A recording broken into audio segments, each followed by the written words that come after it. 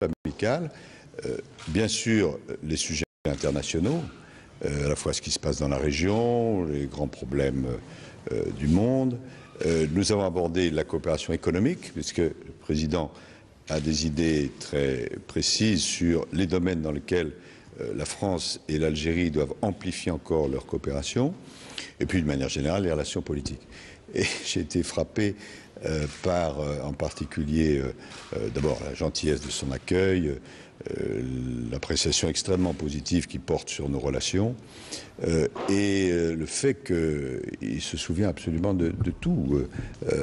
La dernière fois que je l'ai vu, qu'il m'a donné audience, ça devait être il y a un an et demi, et nous avions parlé de Jeanne d'Arc à l'époque. Bon, parce que je m'intéresse à Jeanne d'Arc, je suis normand, etc. Puis j'écris un petit peu sur Jeanne d'Arc. Et il m'a dit, où en êtes-vous de votre livre? Et nous avons parlé de Jeanne d'Arc, de Voltaire, etc.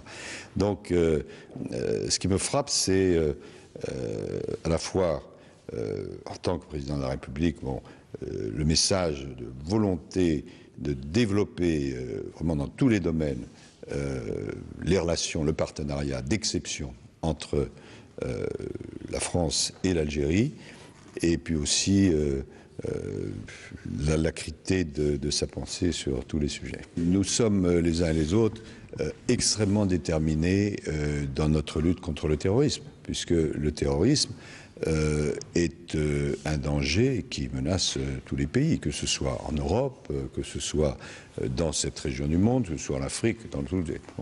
Et l'Algérie est très déterminée dans son combat contre les groupes terroristes. La France l'est aussi. Et nous avons échangé nos analyses et nos propositions sur ce point qui sont extrêmement convergentes. Puis nous avons parlé aussi, bien sûr, un petit peu du Mali, puisqu'il se trouve qu'en ce moment, il y a des délégations des groupes du Nord qui sont ici, qui, nous l'espérons, vont aboutir à des propositions positives pour faire avancer les solutions des problèmes pendant au Mali. Donc c'est une conversation sur tous les sujets. Voilà. Et physiquement, comment vous l'avez trouvé ? Écoutez, du point de vue du fonctionnement de la pensée, je pense que beaucoup de jeunes pourraient envier l'alacrité de la pensée et la mémoire. Merci.